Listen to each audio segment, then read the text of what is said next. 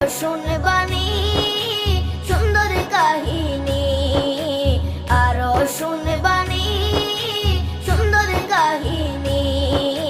জান্নাতের ওই রুমে রুমে লেখা নবীর নাম, জান্নাতের ওই রুমে রুমে লেখা নবীর নাম। নবী রহমতে আলম নূরে মুজাসসম, রহমতে আলম নূরে মুজাসসম।